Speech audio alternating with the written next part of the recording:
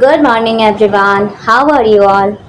जैसा कि हम लोग क्लास 10 बायोलॉजी लाइफ प्रोसेस पढ़ रहे हैं, तो लास्ट क्लास में मैंने आपको फोटोसिंथेसिस पढ़ाया था, तो जिसमें हम लोग समझे थे फोटोसिंथेसिस क्या होते हैं, उसमें कौन कौन से प्रोसेस थे।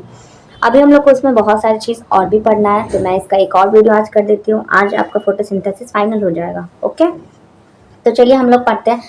लास्ट क्लास में हम लोग देखे थे फोटोसिंथेसिस। ये एक ऐसा प्रोसेस है जिसमें ग्रीन प्लांट अपना फूड खुद सिंथेसाइज करते हैं। तो जिसमें कौन कौन से इंग्रेडिएंट था, CO2, water, sunlight and chlorophyll. इनके हेल्प से ग्रीन प्लांट अपना खुद का फूड प्रिपेयर करते हैं। आज हम लोग इसमें देखेंगे कि दो रिएक्शन होते हैं फोटोसिंथेसिस में। तो आप लिखिएगा फोटोसिंथेसिस में इट हैज टू रिएक्शन।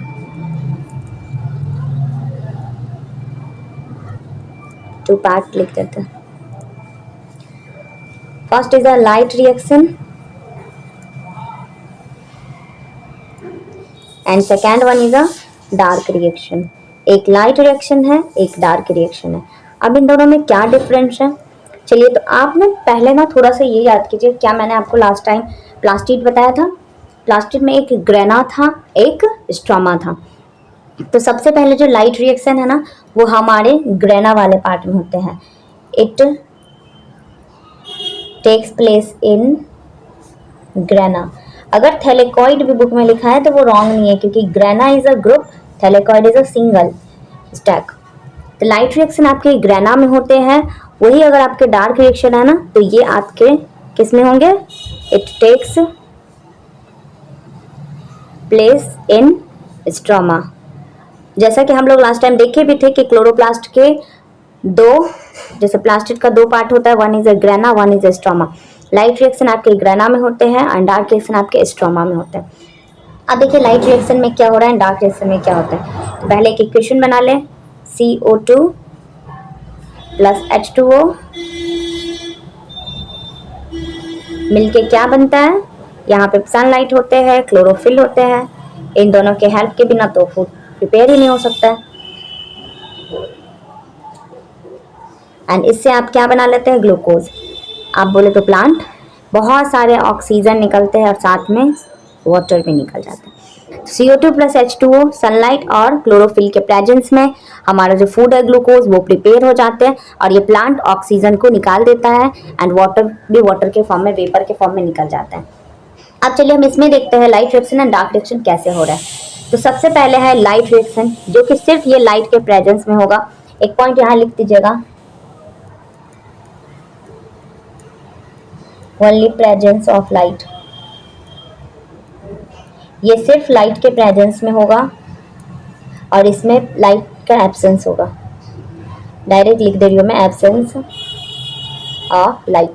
ये लाइट डिपेंडेंट नहीं है, आप ऐसे भी लिख सकते थे ये लाइट डिपेंडेंट रिएक्शन है, इसमें लाइट इंडिपेंडेंट है। लाइट इसमें लाइट चाहिए, इसको होने के लिए लाइट नहीं चाहिए। क्लियर है, इनके नेम से लाइट रिएक्शन मतलब लाइट में होगा, डार्क रिएक्शन जो कि लाइट में नहीं होगा।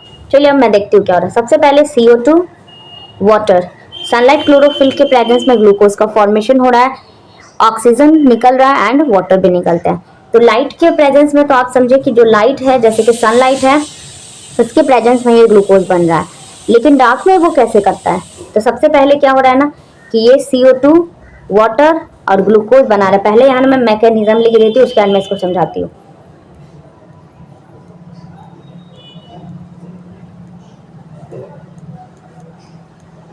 फोटोसिंथेसिस आपके एनसीईआरटी बुक में मैकेनिज्म ऑफ फोटोसिंथेसिस जो दिया ना, वो बहुत ज़्यादा ही इंपॉर्टेंट है, VVI है, ये आपको लर्न होना ही चाहिए एनी हाउ। तो मैकेनिज्म में सबसे फर्स्ट होता है absorption of light energy by chlorophyll. सबसे पहला क्या है, जैसे ही एक लीफ पे क्लोरोफिल सनलाइट एक लीफ के अंदर आता है, ऊपर से अट्रैक्ट जैसे ही, तो क्लोरोफिल एक्टिवेट हो जाता है। जैसे क्लोरोफिल एक्टिवेट हुआ, ये रिएक्शन आपका हो जाएगा और ग्लूकोज बन गया। तो ये तो लाइट के प्रेजेंस में हो रहा है, तो यहाँ पे आपका ये लाइट रिएक्शन हो गया। अब क्या होगा ना, दूसरा रिएक्शन में ना लाइट एनर्जी कन्वर्ट करता है केमिकल एनर्जी में, और उसके बाद जो वाटर का मॉलिक्यूल है, ये जो आपका वाटर है ना, वो स्प्लिट हो जाता है। क्यों, सनलाइट जैसे ही वाटर के ऊपर गिरता है, जैसे इस वाटर के ऊपर सनलाइट आएगा, यहाँ से वाटर ब्रेक कर जाएगा, हाइड्रोजन अलग हो जाएगा, ऑक्सीजन आपके अलग हो जाएंगे। अब देखिए जैसे इन दोनों का रिएक्शन से ग्लूकोज का फॉर्मेशन हुआ, तो ये वाला जो ऑक्सीजन है ये तो बाहर निकल गया, जिससे हम लोग ब्रीदिंग कर लेंगे। ये तो प्लांट इसको बाहर निकाल दिया। अब बेचारा हाइड्रोजन वो तो अकेले रह गया, इनका कोई काम नहीं। तो लाइट के प्रेजेंस में आप CO2 H2O मिक्स करके ग्लूकोज बना रहे हैं, और यहाँ से जब वो हाइड्रोजन का ब्रेकिंग होता है, टूटता है हाइड्रोजन, सॉरी वाटर टूटता है, तो जो आपके ऑक्सीजन है वो बाहर निकलता है। आपसे ये क्वेश्चन पूछा जाता है कि इस फोटोसिंथेसिस के रिएक्शन में ऑक्सीजन किसके ब्रेकडाउन से आ रहा है, क्या वो CO2 से आ रहा है, क्या वो वाटर से आ रहा है। तो आपके वाटर के स्प्लिटिंग से ही जो ऑक्सीजन निकलते हैं वही हम लोग ब्रीदिंग में हम लोग ले लेते हैं। प्लांट इसको एज अ वेस्ट प्रोडक्ट बाहर निकाल देता है और हम लोग इसको यूज कर लेते हैं। अब ये हाइड्रोजन जो रह गया वो क्या करेगा, डार्क रिएक्शन में क्या होता है ना कि उस टाइम लाइट नहीं होगा, तो इनको बिना सनलाइट के ही ग्लूकोज बनाना है, क्योंकि फाइनल प्रोडक्ट इनका क्या है, ग्लूकोज। इनको कार्बोहाइड्रेट बनाना है। अब देखिए यहाँ पे CO2 में क्या है, कार्बन है, यहाँ क्या है, हाइड्रोजन। जब एक कार्बन हाइड्रोजन से मिलता है तो क्या बनाता है, एक कार्बोहाइड्रेट बना देता है। Carbon plus hydrogen is equal to carbohydrate. तो यहाँ से एक कार्बोहाइड्रेट बनता है। तो इसी कार्बोहाइड्रेट किससे बना, CO2 से, प्लस जो यहाँ पे हाइड्रोजन बच गया था, इसमें एक कार्बन है, इसमें हाइड्रोजन है। अब ये दोनों मिलके जो ग्लूकोज का फॉर्मेशन करेंगे, इसमें कोई भी सनलाइट लगा नहीं लगा, क्या क्लोरोफिल लगा नहीं लगा। तो विदाउट लाइट एनर्जी के, यहाँ पे कोई भी लाइट एनर्जी नहीं था और यहाँ पे फिर भी फूड प्रिपेयर किया गया है। तो ये क्या था आपका डार्क रिएक्शन। एक ही ये जो आपका इक्वेशन है ना, केमिकल इक्वेशन, इसमें लाइट रिएक्शन भी समझाया गया है एंड डार्क रिएक्शन भी। आई होप समझ में आ रहा होगा। नॉर्मल लाइट के प्रेजेंस में तो आपका जो ये रिएक्शन हो रहा है ये लाइट रिएक्शन है। स्प्लिटिंग ऑफ वाटर होता है, हाइड्रोजन अलग हो जाता है, ऑक्सीजन अलग हो जाता है। ये जो हाइड्रोजन रह गया है वो कार्बोहाइड्रेट के साथ मिल जाएगा, carbon plus hydrogen, carbohydrate. I hope clear होगा। तो यहाँ से जो कार्बोहाइड्रेट बन गया है वो क्या है, आपके डार्क रिएक्शन हो रहा है। आई होप क्लियर होगा। चलिए अब मैं मैकेनिज्म लिखती हूँ। तो फर्स्ट मैकेनिज्म में आप लिखिएगा, आपके एनसीईआरटी बुक में लिखा हुआ, अगर आपको ये नहीं सही से दिख रहा था एनसीईआरटी बुक ओपन करें और उसमें देखें एब्जॉर्प्शन ऑफ लाइट एनर्जी। सबसे पहले लाइट एनर्जी का एब्जॉर्प्शन किया जा रहा है बाय क्लोरोफिल, किसके द्वारा, क्लोरोफिल के द्वारा, क्लोरोफिल। दूसरा, फिर जो लाइट एनर्जी है उनको कन्वर्ट किया जाता है केमिकल एनर्जी में। क्यों, क्योंकि कुछ एटीपी बना लिया जाए, एनर्जी भी तो चाहिए होगा। तो पहले उसके बाद सेकेंड करेंगे हम लोग conversion of light energy. Light energy का कन्वर्जन करना है किसमें, टू केमिकल एनर्जी में। इसी लाइट एनर्जी को आप केमिकल एनर्जी बना लेंगे। जैसे ही ये केमिकल एनर्जी बन गया तभी क्या होगा, एक प्रोसेस हम लोग देखिए, पहले स्प्लिटिंग होता है, स्प्लिटिंग ऑफ वाटर। अभी मैं आपको पिक्चर बना के भी समझाऊंगी, सो डोंट वरी। मैं दोनों चीज करवाती हूँ, नोट्स भी करवाती हूँ और साथ में मैं समझाती हुई हूँ। इनटू हाइड्रोजन अलग हो जाएगा एंड आपका जो ऑक्सीजन है वो भी अलग हो जाएगा। और यहाँ पे बहुत सारे एटीपी का भी फॉर्मेशन हो जाता है, इसलिए मैंने ब्रैकेट में लिख दिया है, एटीपी का फॉर्मेशन भी हो जाता है। तीसरा, जब हाइड्रोजन अलग हो गया और ऑक्सीजन अलग हो गया, तो ऑक्सीजन तो बाहर निकल आया as a waste product, plant बाहर रिमूव कर दिया और हम लोग उसको ब्रीथ कर लिए। लेकिन जो हाइड्रोजन है बेचारा बच गया, अब उसका क्या करें। तो चलिए क्या करते हैं देखते हैं। आपको रिडक्शन याद होगा आपको केमिस्ट्री में ना, addition of hydrogen is called reduction. तो यहाँ पे reduction of CO2 means carbon dioxide to carbohydrate. Carbohydrate का फॉर्मेशन हो गया, कैसे, CO2 में एक हाइड्रोजन, कार्बन में अगर हाइड्रोजन मिलता है तो एक कार्बोहाइड्रेट का फॉर्मेशन हो जाता है। और फाइनल प्रोडक्ट तो उनको फूड ही बनाना था, फूड उनका क्या है, ग्लूकोज। ग्लूकोज मतलब कार्बोहाइड्रेट। तो लाइट में भी वो कार्बोहाइड्रेट बना रहा है, लाइक ग्लूकोज बना रहा है, लाइट के एब्सेंस में भी वो कार्बोहाइड्रेट ही बना रहा है, but process is the different. समझ में आया, आई होप ये क्लियर होगा। तो चलिए मैं आपको अब समझाती हूँ ये तीनों मैकेनिज्म कैसे हुआ। सबसे पहले एक छोटा सा सनलाइट में यहाँ बना लेती हूँ।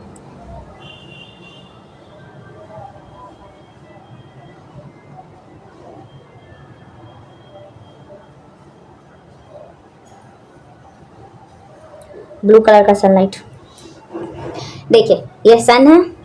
सबसे फर्स्ट प्रोसेस क्या था, absorption of light energy by chlorophyll. अब सनलाइट एक लीफ बना लेती हूँ मैं, तो बहुत कंफ्यूजन हो जाएगा। चलिए रफ सा डायग्राम, यहाँ से सन का लाइट एक लीफ के ऊपर गिरता है। ओके, ध्यान से देखिएगा, सनलाइट एक लीफ के ऊपर गिरा, जैसे ही इसके ऊपर गिरता है क्लोरोफिल हो गया एक्टिवेट, और ये क्लोरोफिल एक्टिवेट हो गया तो यही आपका एब्जॉर्प्शन। क्लोरोफिल का क्या काम है? पहले हम लोग बचपन में पढ़े होते chlorophyll food synthesis I mean खाना बनाने में आता था। नो, ये छोटे क्लास का आंसर था। अब आपको ये बताना है कि क्लोरोफिल क्या कर रहे, एब्जॉर्ब कर रहे किस चीज को, लाइट एनर्जी को।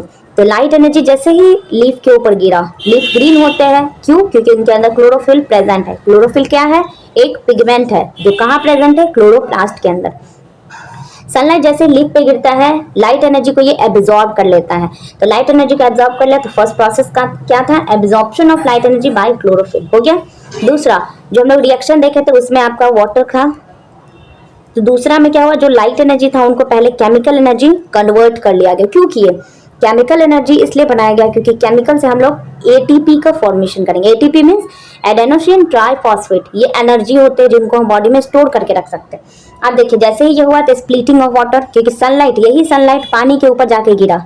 अब जैसे सनलाइट इसके ऊपर गिरता है बेचारा वाटर टूट गया, हाइड्रोजन अलग हो गया, ऑक्सीजन भी अलग हो गया। ऑक्सीजन तो वो बाहर निकल आएगा एज अ वेस्ट प्रोडक्ट जिनको हम लोग ब्रीदिंग कर लेंगे। बच गया बेचारा हाइड्रोजन। अब इस हाइड्रोजन का क्या करना है? तो जो हम लोग CO2 रिएक्शन में था ना, CO2 H2O, मैं फिर से यहाँ बना दे रही हूँ। इनको बार बार जितने बार आप बनाइए आपका रिवीजन ही है, ठीक है। तो यहाँ जो ये हाइड्रोजन टूटने के बाद ऑक्सीजन तो चला गया, निकल गया वेस्ट प्रोडक्ट, हाइड्रोजन बच गया, वो इसके साथ मिक्स हो गया, लाइक मिल गया। Carbo plus hydrate, carbohydrate, carbohydrate means glucose. तो ये डार्क रिएक्शन में फॉर्म हो रहा है। मैकेनिज्म से भी क्लियर हो रहा है। आई होप आपको क्लियर हो रहा होगा। मैं अपने तरीके से कोशिश करती हूँ कि सबको समझाओ, ठीक है। तो ये आपको समझ में आ रहा है कि कैसे कार्बोहाइड्रेट विदाउट लाइट का फॉर्मेशन हो रहा है। तो ये मैकेनिज्म भी था। थर्ड क्या कह रहा था? Reduction of CO2 to carbohydrate. जो हाइड्रोजन रह गया है उनको कार्बोहाइड्रेट के साथ तो रिडक्शन हो गया है, मतलब एडिशन ऑफ हाइड्रोजन। जैसे हाइड्रोजन इसमें ऐड हो गया तो इनका रिडक्शन हो गया और यहाँ से क्या प्रोडक्ट बनता है? आपके कार्बोहाइड्रेट बन गया। तो मैकेनिज्म तीनों क्लियर है। आई होप क्लियर होगा। तो आप मुझे कमेंट कीजिएगा कि क्लियर है या नहीं मैकेनिज्म। चलिए, लाइफ रिएक्शन भी हो गया। अब थोड़ा हम लोग स्टोमेटा के बारे में समझते हैं क्योंकि आज मैं इसको खत्म कर दूंगी। तो चलिए टॉपिक का नेम लिखिएगा स्टोमेटा। यहाँ मैंने लीफ बनाया है तो मैं समझा देती हूँ। ये जो लीफ है ना इसके अंदर छोटे छोटे से इसके ऊपर एक पोर्स प्रेजेंट होते हैं। ये पोर्स आप सोचिएगा लीफ अभी मैं अगर आपको लाके भी दिखा दूँ ना तो इसमें आपको पोर्स प्रेजेंट दिखेगा नहीं क्योंकि वो बहुत छोटे लीफ के पोर्स होते हैं। तो ये it is a tiny microscopic pores. ये बहुत छोटे माइक्रोस्कोपिक, लाइक इनको माइक्रोस्कोप से ही देख सकते हैं। ये स्टोमेटा क्या करता है? ओपन होता है एंड क्लोज होता है, ओपन होता है एंड क्लोज होता है, मतलब ओपनिंग एंड क्लोजिंग होते हैं इनके। तो जो ओपनिंग एंड क्लोजिंग को कंट्रोल करता है वो भी अलग से, वो भी पढ़ेंगे, डोंट वरी। तो ये गैसेस का एक्सचेंज करने में, लाइक ऑक्सीजन CO2, ये प्लांट क्या लेता है? CO2 लेता है। क्या देता है? ऑक्सीजन देता है। तो जैसे ही ये ओपन होगा CO2 अंदर जाएगा, फिर ओपन होगा, फिर बाहर आएगा ऑक्सीजन। तो इनमें जो गैसेस का एक्सचेंज हो रहा है ये स्टोमेटा के थ्रू हो रहा है। चलिए लिखती हूँ, okay. Stomata it is a tiny, ये सबसे छोटा और क्या है? माइक्रोस्कोपिक। माइक्रोस्कोपिक मीन्स जिनको हम माइक्रोस्कोप से ही देख सकते हैं। पोर्स जो हमारे लीफ के ऊपर प्रेजेंट होते हैं, लीफ पोर्स लाइक स्ट्रक्चर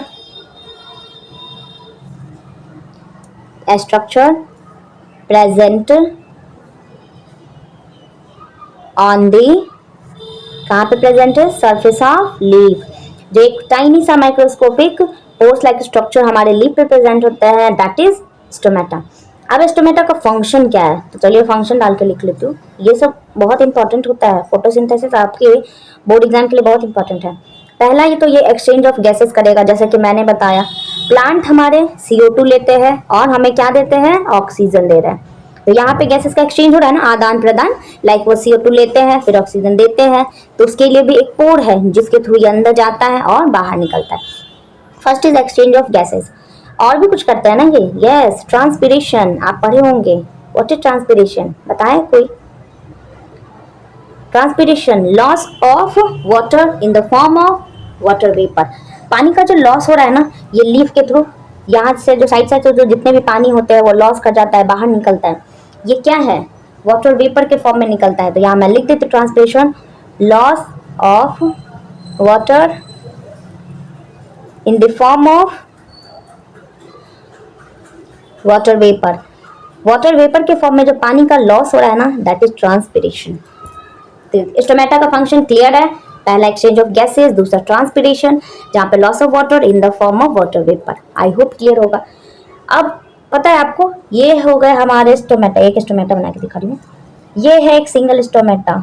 अब स्टोमेटा के ऊपर ना kidney shape beans like structure present होते हैं, ये वाला आपके एनसीईआरटी में होगा। ओके, तो ये जो दो सेल है, इन सेल का क्या काम है, आई मीन नाम क्या है सबसे पहले, इन सेल का नाम है गार्ड सेल। अब गार्ड का काम तो आपको पता ही होगा, ये है हमारे गार्ड सेल। गार्ड सेल का काम क्या होता है, प्रोटेक्शन प्रोवाइड करवाना। हमारे घर के आसपास होते हैं, क्यों होते हैं गार्ड, क्यों, क्योंकि वो वहाँ पे उनका देखभाल करना होता है। तो वैसे ही जो स्टोमेटा के अंदर गैसेस एक्सचेंज हो रहा है या जो भी चीजें हो रहा है, तो स्टोमेटा एक बार ओपन होता है, एक बार क्लोज होता है, ओपन हो रहा है, क्लोज हो रहा है। ये कौन कंट्रोल करता है, हमारे गार्ड सेल। गार्ड सेल का काम होता है कि ये कंट्रोल करे opening and closing of stomata. तो चलिए यहाँ लिखिएगा गार्ड सेल, अंडरलाइन कर दीजिए, डैश डाल दीजिए। अब लिखिए गार्ड सेल का क्या काम है, it control opening and closing of stomata.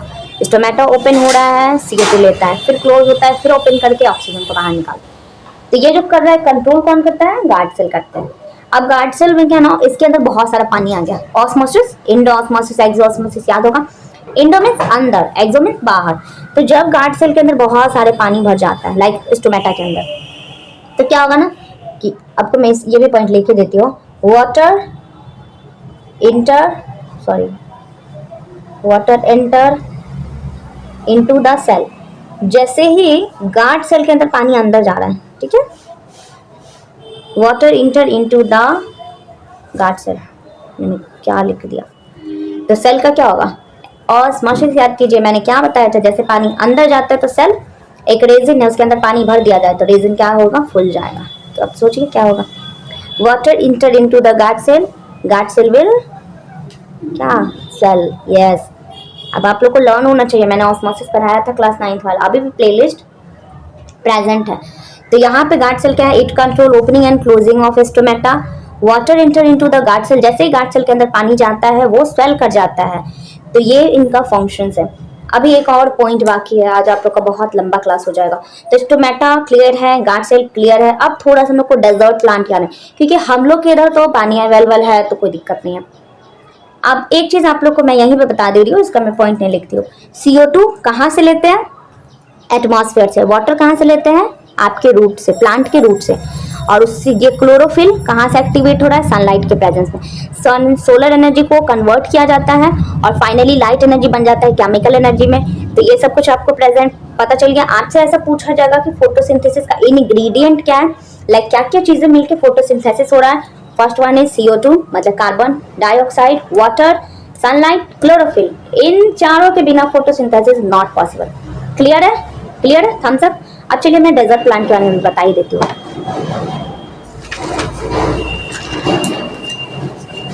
तो थोड़ा सा है बस, लास्ट टॉपिक है फोटोसिंथेसिस इन डेजर्ट प्लांट। आपको पता है डेजर्ट प्लांट को क्या बोला जाता है, ज़ेरोफाइट्स। इनका नाम है ज़ेरोफाइट्स। अब देखिए डेजर्ट प्लांट में कैसे हो रहा है। डेजर्ट प्लांट सबसे पहले तो यहाँ लिख देती हूँ मैं, ज़ेरोफाइट्स। इनको बोला जाता है ज़ेरोफाइट्स। अब इनके पास क्या है ना, अगर दिन को स्टोमेटा ओपन होगा, मैं बता रही हूँ, यहाँ पे आपको पता है थॉर्न लाइक होते हैं प्लांट, जैसे कि कैक्टस। चलो ज़ेरोफाइट्स में क्या है कि अगर दिन के टाइम में स्टोमेटा ओपन होगा तो जितने भी वाटर है वो सारे वाटर का लॉस हो जाएगा। क्यों, क्योंकि वहाँ बहुत गर्मी होते है। तब ये क्या करेगा, और अगर रात में होगा तो फिर सनलाइट नहीं मिलेगा, दोनों में प्रॉब्लम है। अब करे तो करे क्या बेचारे, चलिए क्या करते हैं। तो मैं ना थोड़ा इसको क्वेश्चन टाइप ही बताती हूँ। पहला एक हो गया दिन, डे, एक हो गया नाइट। दिन के टाइम में तो ये कुछ करेंगे नहीं, तो ये अपने स्टोमेटा को ओपन करते हैं रात के टाइम। इनका बहुत मेहनत है, हम लोग जैसे इजी तरीके से नहीं हो रहा है, लाइक नॉर्मल प्लांट के जैसे। तो सबसे पहले लिखेंगे स्टोमेटा ओपन एट नाइट। इसका जो स्टोमेटा है वो रात में ओपन होगा। जैसे स्टोमेटा ओपन हुआ, स्टोमेटा ओपन हो गया तो स्टोमेटा से क्या निकला, जैसे स्टोमेटा खुला आपका गैसेस क्या निकलता है स्टोमेटा से, गैसेस से CO2 अब निकल गया। प्लांट को क्या चाहिए होता है, सबसे पहले तो CO2 ही चाहिए, CO2 मिल गया। ओके, जैसे स्टोमेटा खुला एटमॉस्फेयर से उसको CO2 मिला। अब वो ले लेगा स्टेम, स्टेम जानते हैं ना, स्टेम से वाटर,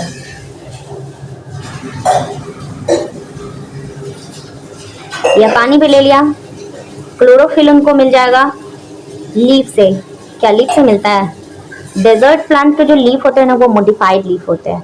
ये आप पहले क्लास में छोटे क्लास में पढ़े होंगे कि जो डेजर्ट प्लांट्स हैं उनके अंदर लीफ मॉडिफाइड हो जाता है। तो क्लोरोफिल जो वो लेते हैं ना वो मॉडिफाइड लीफ हो जाने की वजह से वो स्टेम से लेते हैं, क्योंकि उनका स्टेम तो हम लोग कहाँ से लेते हैं, मैं यहाँ ना इनको थोड़ा अंडरलाइन कर दूँ तो आप कंफ्यूज हो जाएंगे। ये क्लोरोफिल स्टेम से लेते हैं, ठीक है, क्योंकि ये मॉडिफाइड लीफ हो जाने की वजह से क्लोरोफिल इससे नहीं स्टेम से आ रहा है। तो यहाँ स्टेम नहीं, रूट होगा, सॉरी। CO2 ले लिए कब, जब नाइट में ये स्टोमेटा ओपन करते तो CO2 आ गया। वाटर ले लेते हैं रूट से, क्लोरोफिल मिल गया इनको स्टेम से। चलिए अब इनके पास आ गया CO2, इनके पास आ गया वाटर, क्लोरोफिल भी आ गया, लेकिन बेचारा सनलाइट नहीं आया। क्या बिना सनलाइट का फोटोसिंथेसिस पॉसिबल है? नो। अब रात को तो सनलाइट आएगा नहीं, तो वो क्या करेंगे, तो चलिए मैं बताती क्या करेंगे। अभी ये अपना एक कंपाउंड बनाएंगे। कंपाउंड क्या है सो देखिए, इस कंपाउंड का नाम है, यहाँ लिख देती हो, मैलिक एसिड। आपके एनसीईआरटी में इंटरमीडिएट लिखा होगा। इंटरमीडिएट मतलब बीच का चीज़ है, लाइक आधा चीज़ रात को प्रिपेयर कर लिया गया है, सुबह बनाया जाएगा। एग्जाम्पल जैसे कि कुछ भी हो सकता है, घर में कोई खाना ही बनाना, खाना को छोड़ते हैं। कुछ और एग्जाम्पल आपको देती हूँ, ओके। मान के चले सुबह आपको बहुत जल्दी जल्दी कहीं निकलना है, ओके, तो आप क्या करेंगे, रात को सारे बैग वगैरह पैक कर लेंगे, अपने सारे सामान को पैक कर लेते हैं और सुबह फटाफट उठेंगे, फ्रेश वगैरह होना है और निकलना है, होता है ना ऐसा। तो मैंने क्या किया, आपने क्या किया, रात को सब कुछ प्रिपेयर कर लिया और फाइनल टचअप, लाइक फाइनल आप सुबह ही रेडी होंगे ना, सुबह ही ना आपने सब कुछ करना है। ऐसा थोड़ी है कि रात ही को तैयार हुआ होकर बैठ गए सुबह निकल जाएंगे, ऐसा नहीं होता है। तो जो भी इंटरमीडिएट चीज़ें था, लाइक जो भी चीज़ प्रिपेयर करना था वो आप सब रात को ही कर ली। तो वैसे ही 05 में भी ऐसा ही हुआ कि CO2 वाटर मिल गया, क्लोरोफिल भी मिल गया। तो ये सब कुछ मिलने के बाद ना मैलिक एसिड एक इंटरमीडिएट जो कि वो रात को ही बना लिया। अब मैं यहाँ पे लिख देती हूँ, ये मैलिक एसिड एक इंटरमीडिएट, क्योंकि आपके एनसीईआरटी में इंटरमीडिएट करके लिखा है। तो बहुत सारे बच्चे कंफ्यूज हो जाएंगे, व्हाट इज इंटरमीडिएट, इंटरमीडिएट क्या था, फिर ये मैलिक एसिड क्या है। मैलिक एसिड इन दोनों के मिलने से क्लोरोफिल, क्योंकि अभी सनलाइट नहीं है तो ये नहीं होगा। अब इस इंटरमीडिएट पे जैसे ही सुबह हुआ, सनलाइट आया, अब बेचारा रात भर तो जाके मेहनत किया था, फिर सुबह उठता है। अब उठने के बाद ये सनलाइट मैलिक एसिड के ऊपर गिरा, सब कुछ तो प्रिपेयर था, अब ये सनलाइट बना देगा इसके प्रेजेंस में आपके ग्लूकोज, कार्बोहाइड्रेट, और फाइनली क्या बन गया, आपका फूड प्रिपेयर हो गया।